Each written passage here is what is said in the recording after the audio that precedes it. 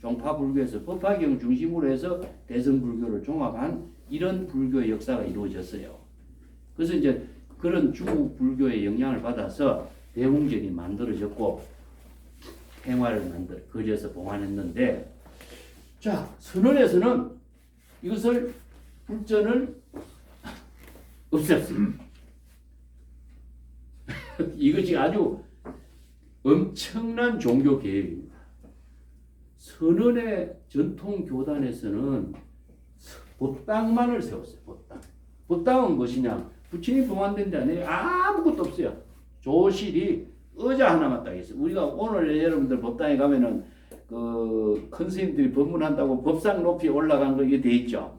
옛날에 중국 선언은 그렇지 않고 의자입니다. 의자 하나에 딱 앉아서 설법했어요. 그래서 이제 기러기 형태로 나란히 설법을 하면은 옆에 대중이 법사를 마주해서 앉은 것이 앉아서 설법되는 법이 없어요. 서서 들었습니다. 서서 차수해서 귀를 법사님 설법의 귀를 잘 듣도록 서서 기러기 형태로 서서 설법을 들었어요. 그리고 이제 올해 법문이 끝나면 올해 서서 내 법문 듣느라 수고했다. 이게 마지막 인사예요. 올해 서서 구립진중이라고 해요. 구립진중. 올해 서서 내 법문 듣느라 했었다. 이게 조실 스님의 마지막 인사예요. 이게 모든 사람이 앉아서 설법 듣는 법이 없어요. 다 서서 다 들었습니다. 이렇게 이제 법당에서 설법을 하는데, 계당 설법은 무엇이냐 하면은 스승이 제자에게 법을 인가하고 법을 부촉하고 난 뒤에 제자가 한 산문을 법당을 개설할 때께 처음에는 계당 설법을 해요. 그래서 계당 설법에는 굉장히 중요한 의미를 두고 있는 거죠. 거기는 자신이 이제 설법할 수 있는 도량 선언을 새로 개원하는 것을 계당 설법. 그렇기 때문에 뭐 이 위산이 자기 그 제자를 이제 예를 들어서 백장이 자기 제자 위산에게 위산의 주인을 한 명 다 모아놓고 뽑는데 수없이 많은 제자들 가운데 위산의 선지식 될 주인을 뽑을 적에 시험을 해요. 그 중에서 안목이 가장 뛰어난 위산을 거기다 위산의 주인으로 딱 이렇게 뽑아요. 이것이 바로 스승과 제자가 법을 중심으로 해서 법을 이심전심으로 법을 전하고 선지식을 지도자를 선발하는 이런 것이 스승과 제자가 전법의 역사가 이렇게 이루어져요.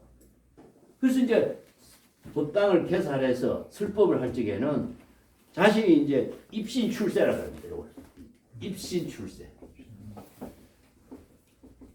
이걸 출세라고 합니다. 입신출세라고 하는 말을 그 중국에서 과거 시험에 합격한 사람은 입신출세라고 그러지, 그죠? 여기에서는 선지식이 법당을 열고 자기가 자신의 법당을 열고 자신의 독자적인 안목으로 설법하는 그 새롭게 설법하는 것을 입신출세라. 출세는 무엇입니까? 재불열애가 출세한다든가 출세하거나 출세하지 않거나 이런 말 썼죠? 자, 출세는 정법의 안 부처의 지혜를 구족해서 자신의 방편의 법문을 설할 수 있는 경지를 출세라고 하고, 미출세는 뭐죠? 중생으로 안목을 갖추지 못했을 때는 미출세라고 합니다. 그래서 이 경지를 보면은 출세할 때는 설법을 하고 출세하지 못했을 때는 중생으로서는 수행을 하고 이런 이제 표현들이 나오죠. 그래서 계당 설법을 하는 그 법문이라든가 계당 설법을 하고 난 뒤에는 시중 법문을 계속하는데, 시중은 뭐냐? 대중에게 법화경에서 계시 오입하는 이 법문을 시중 법문이라고 하는데, 이제 이게 정기 설법을 시중 법문이라고.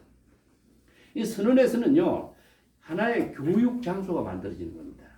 그러니까 이게 전통 교단에서는 이런 교육 장소, 수행 장소가 될 수가 없기 때문에 의식 중심으로 해서 하루에 6번 법당에 올라가서 예불 드리고 뭐 참회하고 정진하고 이 의식 중심의 교단에서 이게 불가능하거든요. 그래서 이제 우리는 의식 중심의 불교 교단이 아니라 수행 중심의 교단을 만들겠다 해서 선언을 독립하다 보니까 선언에서는요 하루 종일 설법, 노동, 수행, 좌선수행 이 세 가지가 기본이 되죠. 그래서 새벽에 일어나면은 뭐냐 좌선하고 낮에는 설법하고 낮에는 또 노동을 하고 직책을 전부 다 나누어서 노동을 했어요. 그리고 저녁에는 또 좌선하고.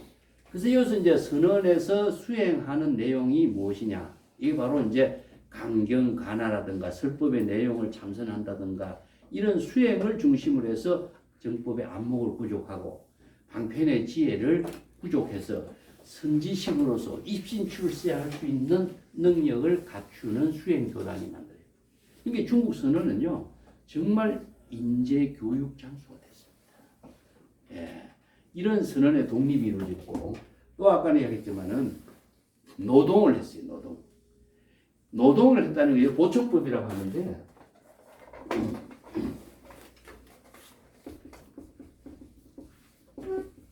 여러분 책에도 내가 써놨습니다. 예.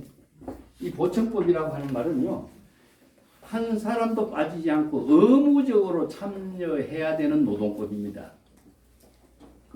여러분 일일부작 일일불식이란 말 들어봤죠? 하루 일하지 않으면은 하루 먹지 않는다. 백장청주, 백장해선사가 이 법문을 한 것이 이제 전해주고 있죠, 그죠? 아무리 나이가 많아도 예외가 될 수 없어요. 선언에서는 이것을 구체적으로 실천한 사람이 누구냐 하면은 선지식이었어요. 대표적인 인물이 이제 백장이라고 하는 선성하고 여러분 설봉이라는 선성이라고 하는 사람이 있어요. 설봉이라는 사람이 우리나라에서 화장실 가면은 해우소라 그러지, 그죠? 해우소란 말이 어디서 나왔는지 아세요? 해우소.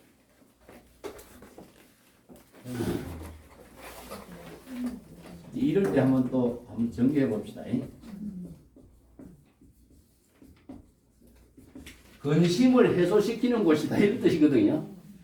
이게 통도사 극락암에 가면은 극락암 선방이 원래 해우소란 이름이 처음 붙었어요. 경봉 스님이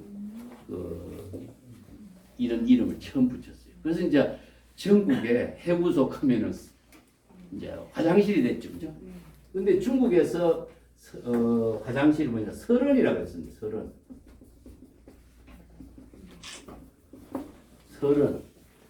설원이란 말은 설봉선사가 아무도 모르게 항상 평생 화장실 청소를 했어요. 그런데 설봉선사는 두 가지 일을 했습니다. 평생 조실로서 살면서도 공양주를 했고 항상 화장실 청소 남이 보지 못하면서 어두운 곳에 있는 일을 혼자서 다 했어요. 보살행을 했어요.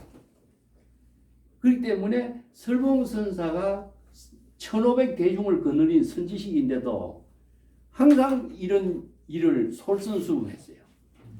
그래서 이제 설은이라고 한 말이 화장실이란 말이에요.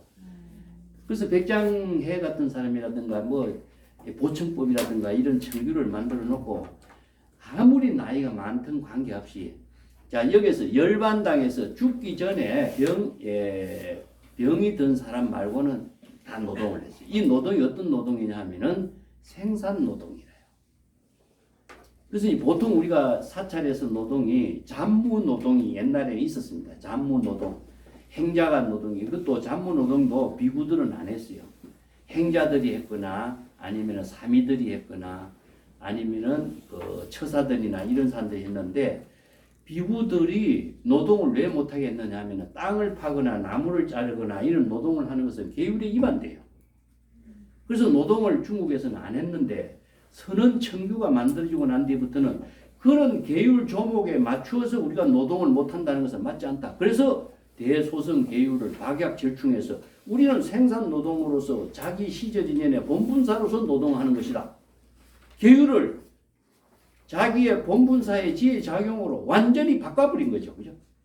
그래서 계율 때문에 우리가 이 자기의 보살도의 삶을 실현하는 것을 하지 못한다는 것은 말이 안 되는 소리다.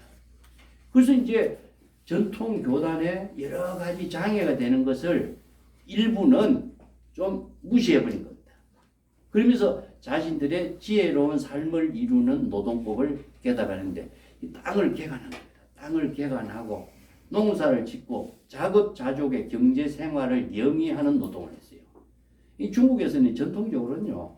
지방 관료나 일반인들의 보시금을 많이 받아갖고 생활했는데 전통교단은 그래서 이제 지방 관료들이 원차를 지원해주는 이런 이제 경제 지원을 받았는데 선언에서는 이것을 거절해버린 거죠.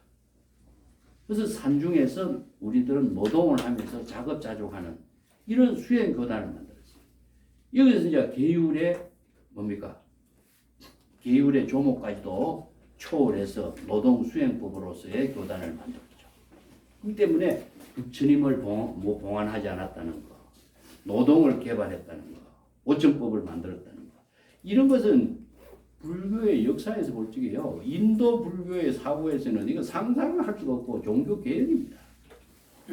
종교 개혁이에요. 그게 불가능해요. 그래서 이런 문화를 이룬 사람이 중국의 선성들이었다는 거죠. 자, 그리고 또 이제 하나는 무엇이냐 하면 설법입니다. 설법. 설법을 항상 이게 일로 설법이라고 해서 뒤에 청주에서 정리된 자료를 통해 보면은 1일하고 5일이 들어간 날짜는 매일 상당 설법이에요. 이거는 뭐냐면은 전 대중이 다 참석해서 이 설법을 듣고 참선 수행하는 과제를 제시해주고 법문을 듣고 그 법문을 듣고 그걸 참선 자선 수행해서 자신의 안목을 키워나가는 수행을 한 그런 법문이죠. 나머지는 뭐죠? 아침으로 저녁으로는 무엇이냐면은 수시설법이라고 해서 보설이라고 하기도 하고 만참이라고 해요. 저녁에는 매일 저녁에는 만참 설법이 있었어요. 그러니까 하루도 설법이 없는 날이 없습니다. 이게 바로 선성들이 제자들을 교육하는 장소로 선언을 이끌어왔던 것이고 또 선문답이 있어요. 선문답. 항상 노동을 하면서 노동 그 자체도 그냥 노동이 아니라 행주자와 어묵동적 일상의 모든 생활 그 자체가 선의 수행 생활로 만들었어요. 노동을 하면서도 선문답. 보통 자선하면서도 선문답. 그렇기 때문에 독참이라고 하는 것은 선지식방에 찾아가서 내가 참선 수행하는데 이런 문제점이 있으면 것을 직접 바로 질문하는 이런 선문답. 자, 여기에서 이제 설법이 있고 시중이 있고 선문답이 있습니다. 그래서 이제 선문답이라고 하는 것이 중국 조사선 시대의 하나의 독창성을 제시했던 것인데 선문답에 대해서 몇 페이지에 언급되나? 여러분 139페이지 한번 이 책 사책자 139페이지. 제가 선문답의 이해라고 해놨거든요. 근데 보통 우리가 선성들이 불림문자란 말 많이 하는데 선성들이 선문답을 해가지고요 언어 긍정의 시대를 열어요. 자, 이게 바로 조사선 사상에서만이 이 뒷받침되고 있어요. 그렇기 때문에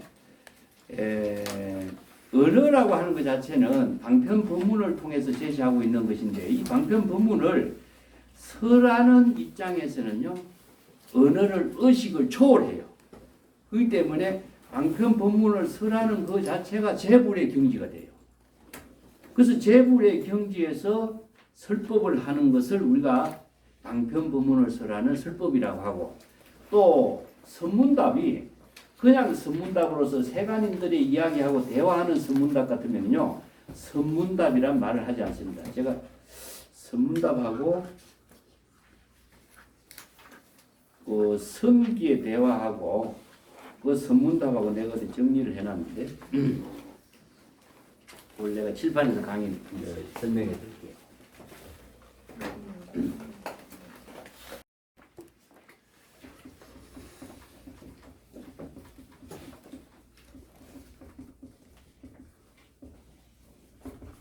선기란 말씀이에요. 선기.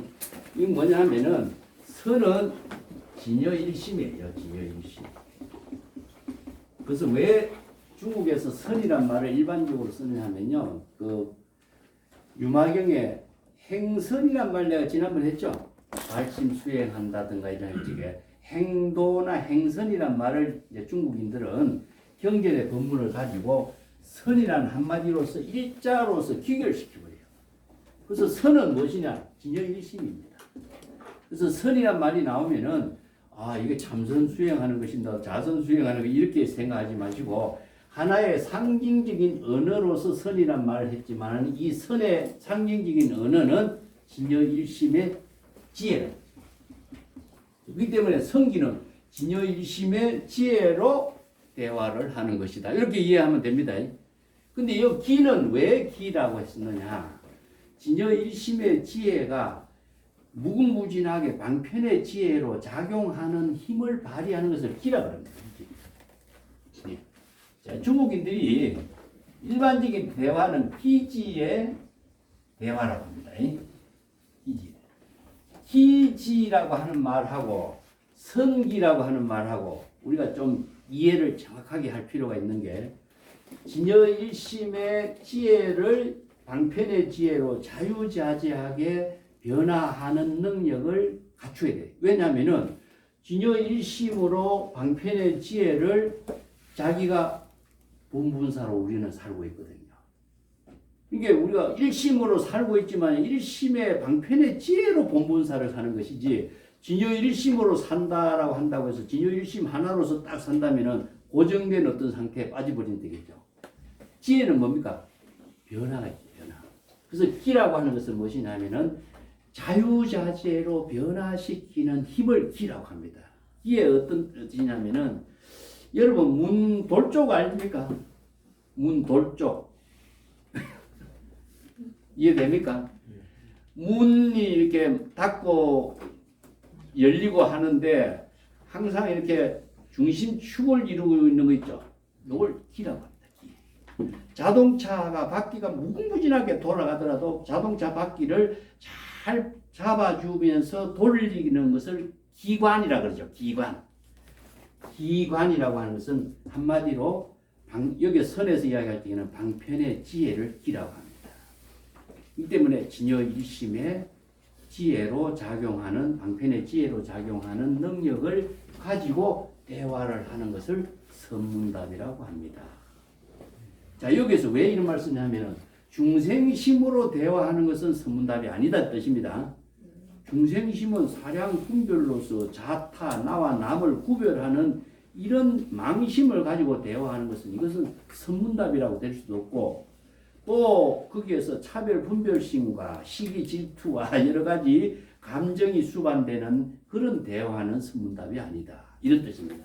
그러면 기지의 대화는 우리 중국인들이 유명한 대화집이 세설신화라고 하는 책이 있습니다. 세설신화라고 하는 책이 있습니다. 고전 중국인들은 기지의 대화에 뛰어난 그 능력을 갖춘 사람입니다. 뭐 우리가 잘 알고 있는 그 적군에게 가서 살아나올 수 있는 것도 적군을 설득해서 자신이 그 대화를 잘해서 살아나올 수 있는 거. 이 전부 다 기지의 대화거든요. 그래서 남을 능가하는 지혜 이런 사람들 중국 사람은 굉장히 높이 평가했습니다. 아무리 미워도 기지가 뛰어난 사람은 죽이지 않았어요. 그만큼 인재에 대해서 중국인들은 뛰어난 인재를 서로 이렇게 존중하고 아끼는 이런 정신을 갖고 있어요. 그래서 이제 기지의 대화의 특징은 무엇이냐 하면은 여기에 순발력이라든가 이런 것이 아주 뛰어난데 상대방의 능력을 능가하고 그 상대방이 생각하지 못한 영역의 세계까지 제시하면서 기발한 지혜로서 대화를 하는 것을 기지의 대화라고 하죠. 그죠? 이 때문에 이 기지의 대화의 특징은 훌륭한 잔재주라든가 기지가 뛰어나는데 여기서는 대화가 1대1이 대화가 있고 나와 남이라고 있고 또 남을 이겨야 되는 승부심이 작용하고 있고 또 여러 가지 상대적인 차별 분별심을 초월하게 하는 하나의 잔재주의 힘이 들어가요. 근데 여기에서는 성기의 대화에서는 이런 분별심이 들어가면 안 돼요. 진여일심의 지혜의 대화이기 때문에 성기의 대화는 상대, 차별, 성부심 이런 분별 작용이 이루어지지만은 성기의 대화에는 그런 것이 들어가면 안 돼요. 선시도 마찬가지입니다. 이런 대화를 수행의 대화의 초점으로 삼고 있는 것이 선문답이에요. 그렇기 때문에 진여일심의 지혜로 문답을 하는데 궁극적으로는 스승과 제자가 이렇게 문답을 하지만은요, 이 문답은 자기 자신에게 하는 것이에요. 그렇기 때문에 스승을 대상으로서 대화를 하고 스승을 이기려고 대화를 하는 이런 성구심이 작용하면은 지지의 대화가 되버려요. 그래서 이제 진여일심의 지혜는 진여 삼매의 대화이기 때문에 그 대화의 초점은 상대방이 제시하고 있는 문제이지만은 그 문제는 자기가 그 문제를 수용해서 자기가 그 문제를 제시하는 힘이기 때문에 자기 자신과의 대화예요. 그래서 여기서 대화, 상대방을 이긴다, 성부심이다, 이것이 없어지는 거죠. 그래서 선문답은 자기 본분상.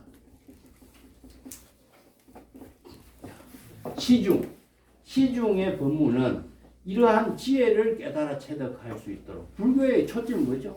재불의 본분사이죠. 그죠? 두 번째는 자기 진여이심의 지혜가 본분의 지혜의 생명으로 이루어지도록 하는 재불의 원력행위였어요. 누구를 대상으로 두군다든가 어떤 목적을 둔다든가 이게 선에서 없어요. 그렇기 때문에 자기의 본분사의 지혜의 생명을 이루는 법문을 깨닫도록 제시하고 대화를 하는 거거든요. 여기 이제 시중 법문하고 선문답하고 이것을 모아가지고 중국 선된 어록이라고 하는 책이 만듭니다. 자, 특징이 선의 역사가 만들어졌고 선은 철교가 만들어졌고 또 어록이라고 만들어졌죠. 이게 조사선의 교육을 통해서 이루어진 특성이라고 할 수 있어요. 이 어록의 의미는 무엇이냐 하면요. 어록에 대해서 내가 몇 페이지 써놨나. 여러분 61쪽에 한번 펴보실래요? 이 책을 천천히 한번 가서 읽어보시면은 제가 이야기했던 내용들이 여기에 좀 많이 담겨져 있습니다. 자, 그 경전과 어록이라고 하는 부분이 61쪽에 내가 그 제목을 붙여서 써놨는데 경전은 재불의 설법이죠. 그죠? 재불의 설법의 내용은 뭘까요? 구체적으로. 설법의 내용은 방편 법문이죠. 방편 법문을 써내놓은 거죠. 경전이. 예. 그러면 선성들의 설법의 내용은 뭡니까? 그러면 시중 법문하고 선문답의 내용은 전부 다 무엇이냐? 방편 법문입니다. 근데 그 법문의 형식이 시중 법문은 방편 법문을 일반적인 교육을 해놓은 것이고 선문답은 무엇이냐? 1대1에 맞춤 법문을 해놓은 거예요. 이게 그 수행성이 문제점을 제시하고 있는 그 문제점을 중심으로 해서 맞춤 법문을 해요. 이게 수연성이라고 해요. 이기 때문에 선성들만큼 한 사람 한 사람의 교육에 이만큼 정성을 쏟는 1대1의 교육을 펼친 사람이 없어요. 그래서 한 사람 한 사람이 지니고 있는 그 문제를 한 사람 한 사람에게 맞추어서 설법하는 형태가 선문답이라는 거예요. 요즘 말하면 우리가 뭐 사회에서 이야기하는 뭐 카운셀이라든가 이런 맞춤 법문 이야기하죠. 중국 선생들은요 자기 제자 교육에 생명을 쏟았습니다. 그래서 유명한 법문이 제자의 견해와 안목이 스승을 능가하지 못하면 스승의 덕을 반감시킨다. 제자의 견해와 지혜가 스승보다 뛰어나야 스승의 법을 전수할 수 있다. 이렇게 해놨어요. 이게 뭡니까? 청출어남이요. 이청어남이요. 여러분 아시죠? 네? 그 청출어남이라든 청어남, 이청어남이란 말 중국인들이 갖고 있는 고사입니다.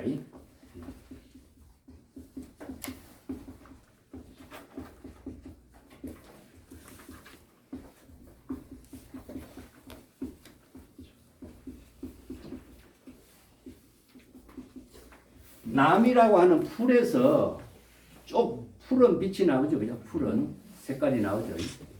남이라고 하는 쪽에서 푸른 빛이 나오지만은 푸른 빛은 남보다도 더 푸르다는 뜻입니다. 이게 원료보다도 더 원료에서 뽑아낸 푸른 빛이 더 강하다 이거죠. 그렇기 때문에 스승에게서 이 법을 배웠지만은 스승보다도 더 뛰어난 능력을 갖춘 것이 제자가 되어야 되는 거예요. 그래서 이제 스승보다 뛰어나지 않으면 스승의 덕과 지혜를 반감시킨다. 펼치지 못한다는 뜻입니다. 왜 이런 교육 정신을 갖고 있느냐면요. 스승은 스승의 시대지만 제자는 제자의 시대에서 역할을 하려면요.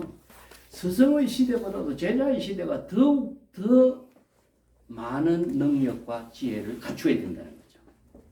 이게 바로 불교의 역사뿐만 아니라 인류의 인간의 문명사입니다.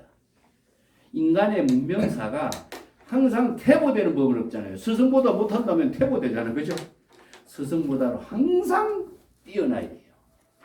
이게 바로 전등의 역사의 의미를 두고 있습니다. 그래서 불교도 원시불교부터 대성불교, 부파불교, 대성불교, 선불교 끊임없이 발전하면서 불교의 역사도 엄청나게 발전되고 방편의 지혜도 다양하고 깊고 넓어진 능력을 제시한 거예요.